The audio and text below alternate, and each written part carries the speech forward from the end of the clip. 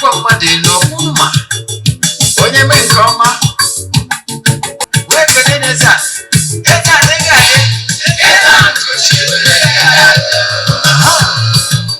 Eze-Ana ugochitubelu nwoke ọma na oraifite ị ga-adị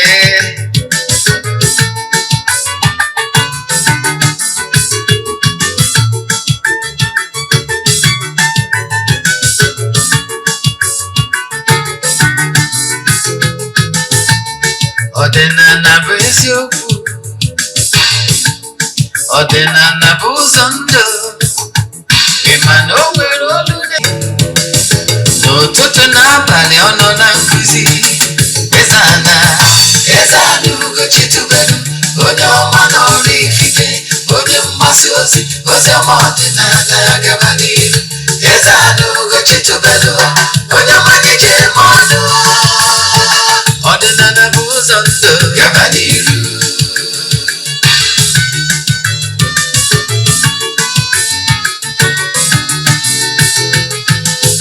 Eze-Ana ugochitubelu onye ọma na oraifite onye mgbasa ozi ọma ọdịnala ya gaba n'ihu Eze-Ana ugochitubelu onye ọma ga-eji eme ọnụ ọdịnala bụ ụzọ ndụ gaba n'ihu Eze-Ana ga-adị ugochitubelu ga-adị ugochitubelu tempụl ọ ya adị maka na eziokwu anwa chacha ndị okenye dịga anyị fọntambaki ndị ochie enyi anyị fọntambaki fọdụ esikala aka ghọrọ ụmụ Igbo si anyị rapụ nke anyị na nke feka mma bụrụ Baịbụl bịa akwụkwọ akụkọ wepekwa chọọchị fa okwu n'ụka abịakwa ụtụtụ ọma na ụmụ ọdịnala Igbo anyị abịakwanụ n'oge awa nke eziokwu oge anyị ji wee na-awa eziokwu niile akpa nke ọ bụ mụ nwa bụ Ogbuefi Eze-Ana ugochitubelu na-anọ n'isi maka ndị ọ bụ tata bụ izi ha na-afụ m na soshal midia maọbụ na eziokwu TV kpọọ m Ogbuefi Eze-Ana ugochitubelu na oraifite abụ m onye isi nchụaja na ugochitubelu ọdịnala tempụl anyị na-agba afa miri emi lụkwazi ọrụ mmụọ dị iche iche abụkwazi m onye isi nchụaja na ọdịnala restoration evangelical mission bụrụkwazi onye mgbasa ozi ọdịnala Igbo. So you can call me an ordinary evangelist. I will answer. My mission is to help people live better life. N'ụbọchị tata n'oge awa nke eziokwu isiokwu anyị ji wee bịa solution when you are facing Chionyuwa's name. Solution when you are facing Chionyuwa's name. Nke wụkwara atụgharị ya n'ụdị nke ọzọ abụrụ solution when you are facing your guided angel's name. Ya bụ isiokwu anyị mana bifo anyị gaba n'iru ọkwa dị mkpa echefuna na aja anyị na-achụ kwa ọnwa nke ọnwa a mee ka na-aga n'iru ị ka nwekwara ike isonyere anyị maka na aja anyị na-achụ ofu ọnwa ị nwekwara ike isonyere anyị n'ebe ọ bụla ị nọ na nsọtụ ụwa dum distansị abụrụ ebari a n'ọrụ mmụọ anyị na-alụ maọbụ aja anyị na-achụ na tempụl. Ihe ọzọ ị kwesịkwara ịma gbasara tempụl anyị bụ na distansị abụrụ ebari a so echi isonyere ya bụ aja na aja mbụ n'elu aja epụtụghị aja esigoro na ya bụrụ ibirikite elu mana ya dara esho ihe ọrụ ma testimony na social media. You know why? Ọ bụrụ ihe anyị ji maka ya wee bịa mana I can tell you n'ike dị na aja a na-achụ n'igwe. Ọ nwere ndị na-esonyere anyị na aja bido ori over 2 years anyị bido ya bụ aja ha ka na-esoro taa. In fact, as we speak, we're in the book 2024 as a whole. I had a show na he skip within 1 month. Can you hear them? Issue any forward or 3 prayer requests. Then make token donation. A chat at the WhatsApp, one got that details I need for you in order to book you. Either way, 3 prayer requests, they were altar. This is to go in the temple, charge and call for who be opening in this way line on one. But see, pass on one, I get a million, 200 million, Mesaraka, Bogota temple, charge to entities of powers. There was an event to do it, Mesaraka. I can tell you, we get the Lagana to Makani go big. Because it was Marema, Masalo, he had Chorico Tataguna. Ọbụkwa na-esonyela anyị n'eziokwu TV nkụzi anyị na-anụ ị like ya ị chọrọ ịnụ ya ọzọ o nwere ndị na-akpọ m sị nọ na ha debe nkụzi mgbe ụfọdụ ịwa ọkụ ịwọrị n'onwe gị jee na ma YouTube channel Ogbuefi Eze-Ana Ugochitubelu Oraifite ị ga-afụkwa nkụzi niile ịnụ n'eziokwu TV ya afụkwa ebe ahụ. Onwe Nollywood movie anyị na-awọchị ịwa ọkụ ije na ma YouTube channel ebe a na-awọchị ihe ejije Ugochitubelu movie productions ịwọchị ya ma ọ bụ ije na eziokwu great movies na YouTube ịwọchịkwazie. Ọ bụ na Igbo movie jee na Ugochitubelu eziokwu TV Nollywood movies na YouTube watch ya na one Igbo movie you see them there. Then ekwe ihe ọzọ anyị ji maka ya bịa ka ị na-anụ olu m na-agwa ndị mmadụ gbasara our administration na-agwa ndị mmadụ gbasara eziokwu TV. Ekelego m ndị niile joinere anyị from far and near ma ndị TikTok. Asị nke onye nwe anyị gozie unu niile. Gift nchọ n'aka gị bụ ka ị na-join na-emetụ aka na share button ka nwanne uso wee nụ. Ozi anyị ji bịa taa bụ ozi gbara ọkpụrụkpụ. Yes, important message that have been keeping people mirage. Now, if you pay attention, you will learn those mysteries that surround Chionyowa and ihe ndị ọzọ sochi. Yes. So, ka anyị gabazie n'iru ọ bụrụ na ị chọrọ iso na aja ma ọ bụ na ị nwere ajụjụ ị nwere, then chat m na WhatsApp 0805 78 37672.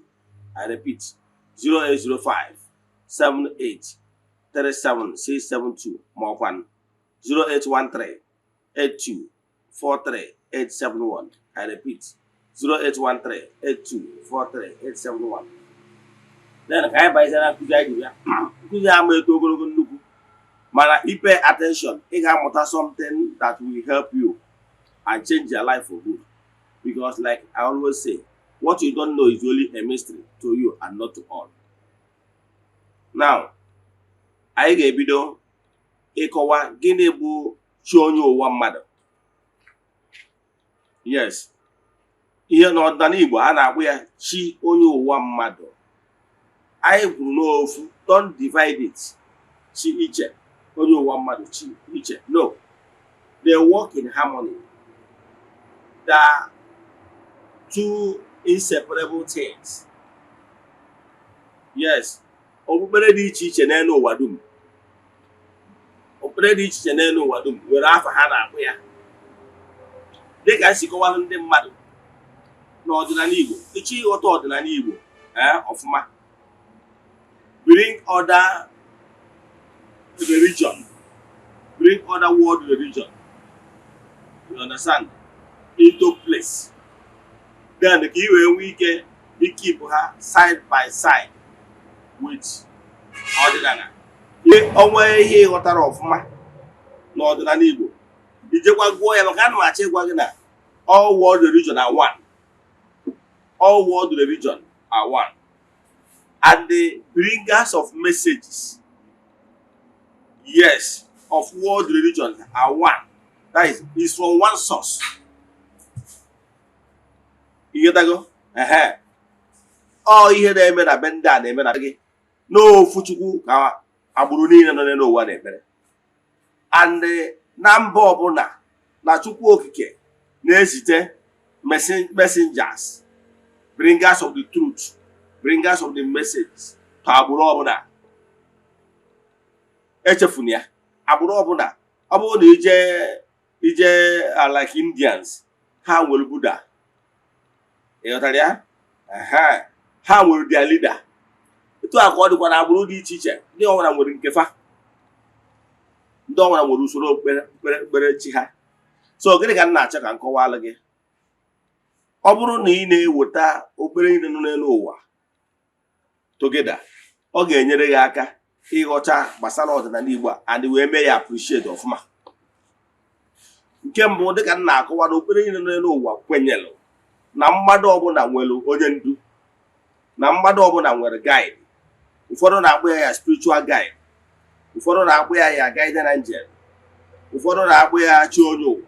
So it doesn't actually matter the name na akụkọ ya, mana simple thing, the whole world religion na obere niile kwenyere bụ na-enwere onye ndu na-edu mmadụ ọbụla. Every human spirit nwere guide. Yes, and the okpukpere nọ n'elu ụwa kwenyekwalụ na mmadụ mmụọ mmadụ na-egwuro spiritually ka ọ na-enwe mmụọ ezumezu ụmụ mmụọ na-eso mmadụ. So ihe m na-achọ ka nkọwarụ ndị Igbo etu ọ ya esi wee kpụ ha ghọta ọfụma bụ enwere so many reasons ụfọdụ ndị mmadụ bata n'ọdịnala ebe ha na-atọ bụ na stage 1. Ke stage 1 ha na-atọ, ha bịa n'ebe anwa na ya batago n'ọdịnala Igbo na ihe a na-achọ ọgwụ ka onye nọ ya. And the many remain na this stage of ka onye nọrọ m ụwa, achọrọ m ịma the name of my reincarnator. So most of them will remain at that infant level. My brothers and sisters, you need to grow beyond that kindergarten level. Igbo spirituality is a spirituality very involved spiritual development. Yes, but not because of Nandin Nandaya na-akọwa ọdịnala Igbo by mouth to mouth. O nwere ụfọdụ ihe ndị mmadụ ajụrọ ka ha nwee ike nwee nkọwa doro anya na ya. Adọnya ka m na-achọ ka nkọwara gị taa. And echefukwana na some of our forefathers are reincarnating back. That is why you are seeing this awakening. That is why you are seeing this awakening. So what am I saying in essence? Bụ na ọ bụrụ na ị pay attention ihe nchọrọ ịkọwa ya aghọta ihe m na-akọwara gị. Ihe m na-achọ ịkọwara gị bụ na mmụọ so mmadụ, enwere mmụọ so mmadụ from birth. Then as you are growing spiritual strength, you are making more friends. You got that? You are making more friends. Time will come when you make more friends and even when more guards. Kamalụ ga mgbe a mụpụtara unenu so nne gị ma ọ bụ nna gị ka oge from nne gị goro bido from being a soft breast, nne gị ka ibu ụzọ malụ. Ịmagodo nne gị ahụ onwe oge ọ ga-eruo, ịmara nna gị, mara family gị, ụmụnne gị ndị na-ekukarị gị. Onwe oge ọ ga-eru itolitezie marabazi ihe, ịmarụzie people around you, your environment. Onwe oge ọ ga-erukwa ị na-etolitekwa na-ama ihe. Onwe oge ọ ga-eru ijebe akwụkwọ, ijekwa akwụkwọ, make more friends. Ị na-agakwa etu akụ ụwa dị. The more you are growing, the more you na-agbagota, the more you na-adị mature, the more you na-make more friends. Etu akụ ọ dịkwa na spiritual life. The more you are developing spiritual wise, the more you na-grow in ranks, the more you na-enwe more guides. You got that? Ọ bụrụ so that guide na Angela guide were from infant, ya continue. Ka mmakwado ga-atụ maka ihe ji like na-akụzi nkụzi anụmanụ atụ bụ ichefu ihe m kwuru deta atụ mmadụ. Ka mmalụ ga-atụ ọ bụrụ na ịbụ kịta na ịbụ nwatakịrị ịma na etu esi mụọ amị general. Amị general adịghị na-afụ nwere mgbe a mụkwara ya, ọ bụrụ an infant. Ndị mmadụ bịakọta powder na-amụrụ ya. Ịghọtara ya? Na-amụrụ letu Chinedu. Bụ na Chinedu abụrụgo brigadier general ma ọ bụrụgo general. Ịghọtara ya? Now, mgbe a mụrụ Chinedu, ọ ka bụ infant. O nwebere ọda battalion ndị nwere ike ịda aga adịa.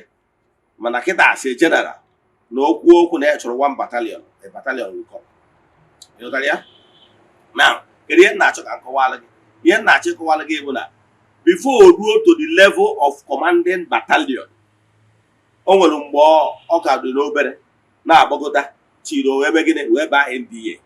Maka na in Nigeria before you ruo general, ị mara na ị ga-efolo through NDA. Ime nweta wuye through ịbụ rank and file WO1, WO2, maybe ndị a na-eyi nnukwu mgbamgba watch. O nwere ike before you na-eru that level, before you know it, your retirement is around the corner. Mana ndị ga-eru general ndị baa through NDA. NDA follow no long service. Now, ọ bụrụ na onye abata etu anwa a commission ya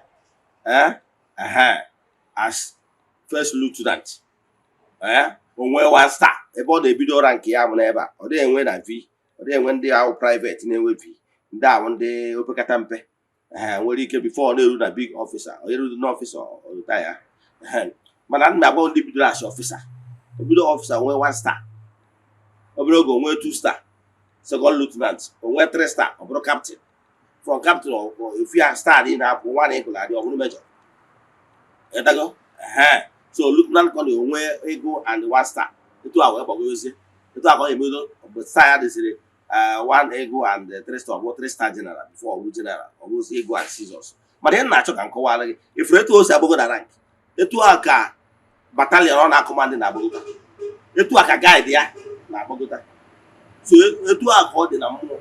So whenever you are growing spiritual, ọbụrụ si onye guide ya nwa na guide gị mgbe ị kapele mpe gara guide gị mgbe ị gbagota bụrụ a big general ịghọtara ya ihe ji wee kụwara ihe ka ị wee ghọta etu o si eme na mmụọ more you grow spiritually more entities of power will like to align with your forces mana ihe chọrọ ka nkụwara gị ka anyị descendkwa to ihe gbasara so chi onye ụwa gị chi onye ụwa gị like a personal guide ọ bụgoro na ewe general onwe ya na-akpọ ADC that is onye a na-ahụ Mr. President okwuru onye a na-akwụ ya n'azụ now last man standing kama ọ ya ekwe ka mgbọ tụọ ọga were onwe eti ịghọtara ya ọ ADC nyewa wụ the last man standing ibe iche inweta gị ọga so ọ nyewa wee tụ aka ọ dị ya bụ gaide na njem achọrọ m ka ya wụ the closest being to you ya kwesịrị ịma ya going out and coming in ọ nya gbata ndị Igbo ji atụ ilu si na chi onye adịghị n'izu isi na chi ya nwụ meaning if that ya chi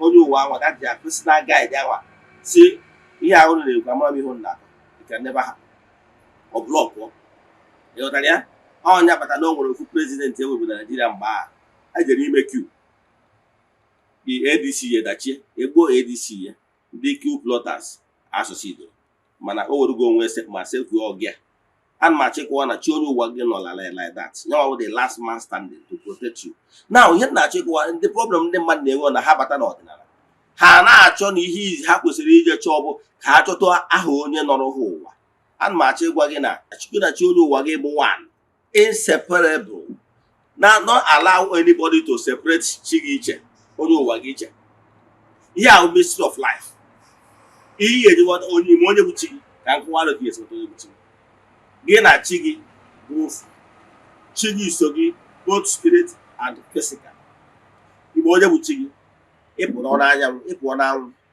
that your shadow is all chi gị ya etu ahụ ịfụrụ you can separate yourself from your shadow kwa eziokwu yes etu ahụ ka ime esi separate gị onwe gị from chi gị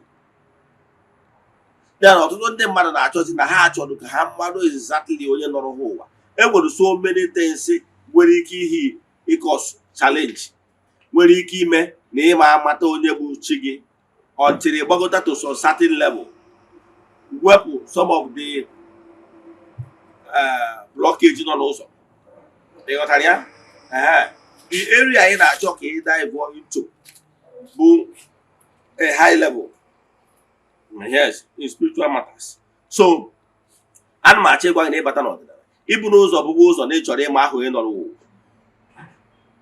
nke mbụ o nwere so many things nwere ike ime na ọ ma dị possible yes nke mbụ ya inner disposition etu isi kwado onwe gị n'ime ị nwere ike ụgwọrọ gị ya apụta dịka chi ha ọ na-ezo ezo ịghọtara ya because of iniquity because of uncleanness because of asị na cleanness is next to godliness. So if you are not clean, your hands are soiled in so many iniquities.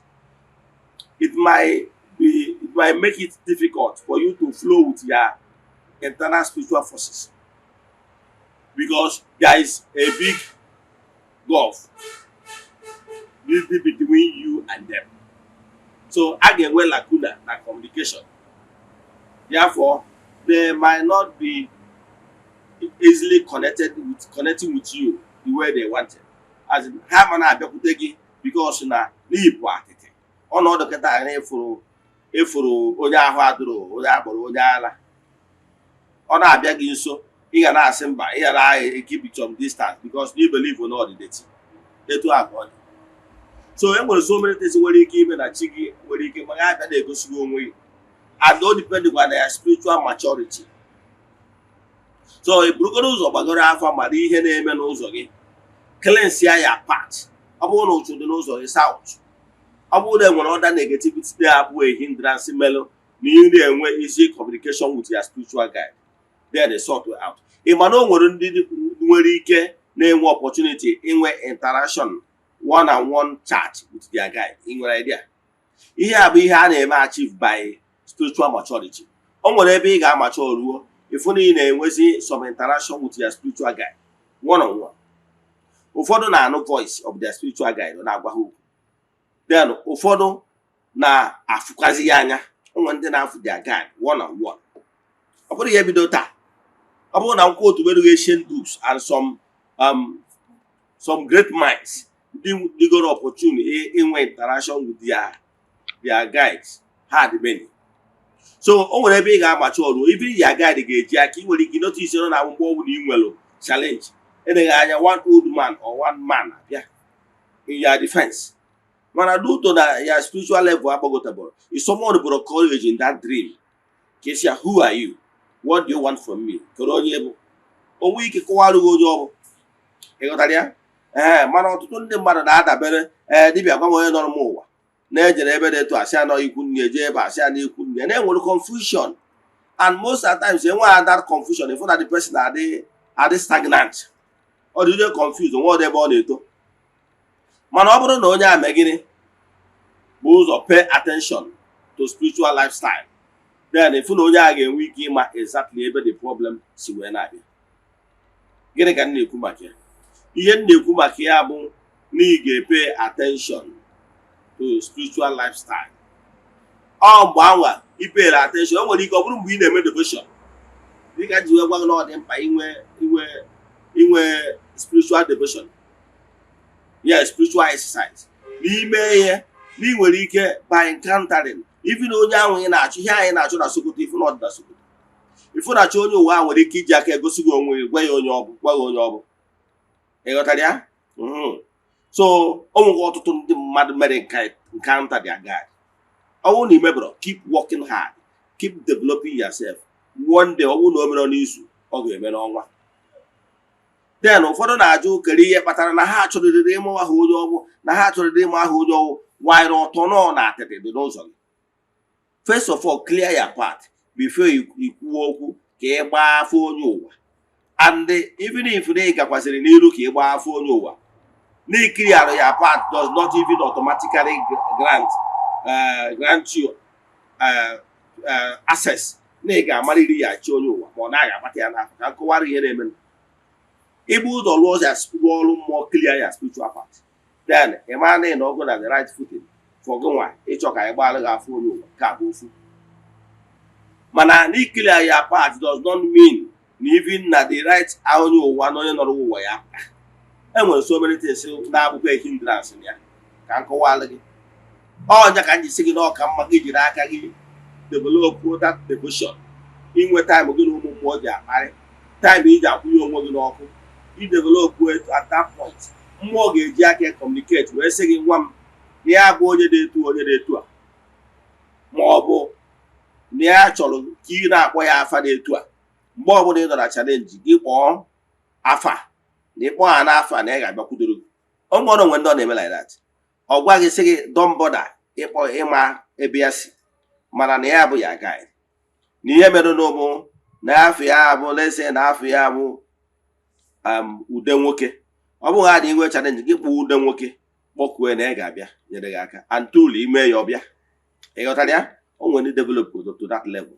Now ihe ọzọ nchọ ka nkọwara gị bụ na ihe ga-eji wee mata ihe na-eme n'ụbụ, pay attention to your spiritual exercise ka ị wee nwee ike nweta the right person. Let me give you an example. O nwere some certain things na-emenụ mgbe gboo ọ na-adị izi ịgbata afọ onye ụwa.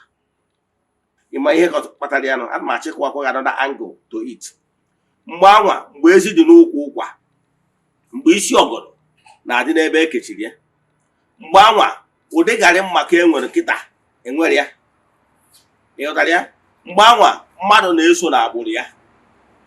Mgbe ịmụrụ na nwaanyị bụ the compendium of the entire molding of any child. Yes, gị nwa nwoke donetiri the spermatozoa. Yes, why donate the egg. Now, formation of that particular baby is solely a woman affair. Gị nwa donate the ihe dị ndụ. Yes, but all the other nourishment and everything, the body development is for the woman. So all that can just woman why how about you because now one you a sacred being in a special way.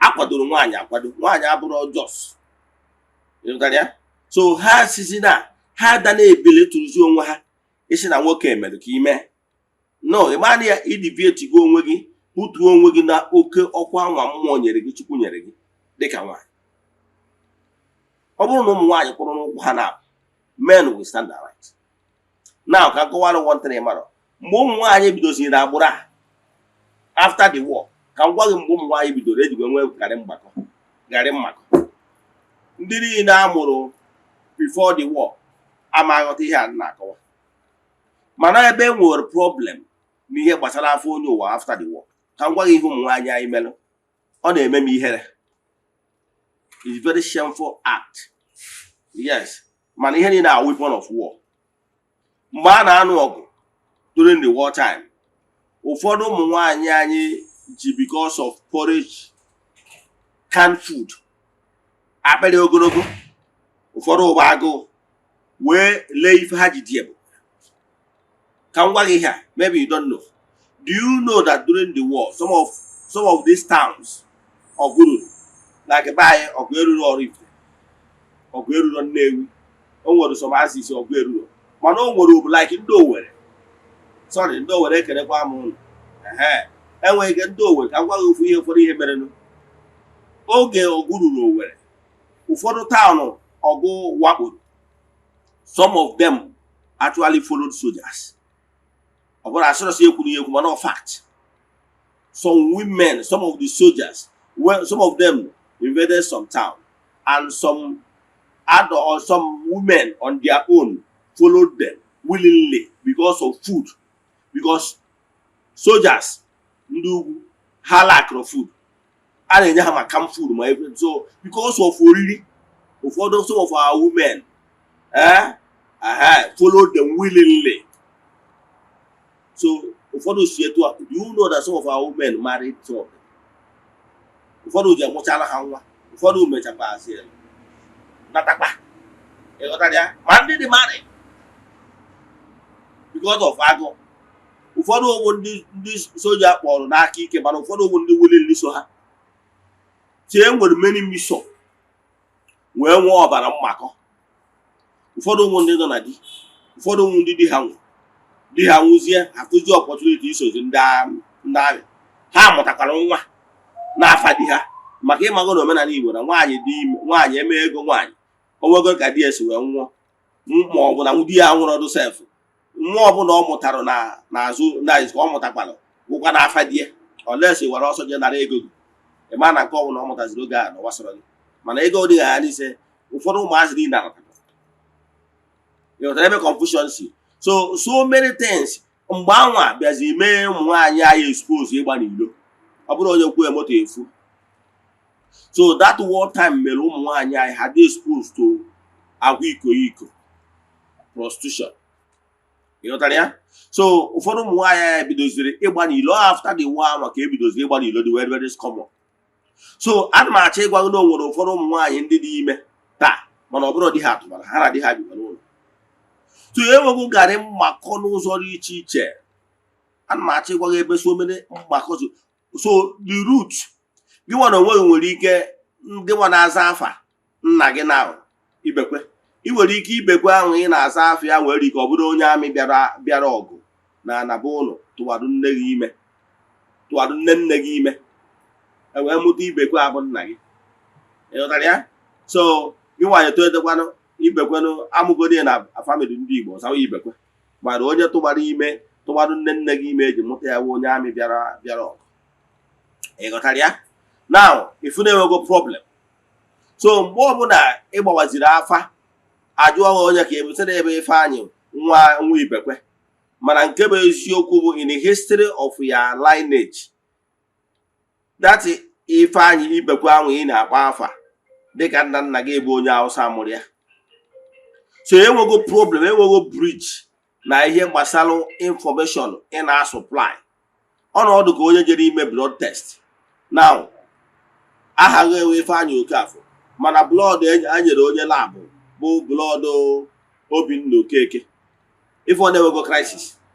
Ana m achọ ịkọwara na some of the families now enwego mixed blood in all ramifications. So with that mixed blood na enwego confusion. So onye abataziri na ịgba afọ onye ụwa na-adị very difficult na this our generation. So e nwere so many things mere enu. Ọ fịara ahụ ọ bụrụ na ịkpọta like 100 women ha na di ha bigolu 20 years in marriage, I can tell you they are disappointed. Now more than 50% have cheated on their husband. Now more than 50% have cheated on their husband. And they may come and last year. And may continue go on marriage for 20 years. If you 100, no go on marriage 20 years. How many of them will beat their chest? Say, I have married my husband for 20 years. Since that 20 years, no other man have seen my nakedness. How many?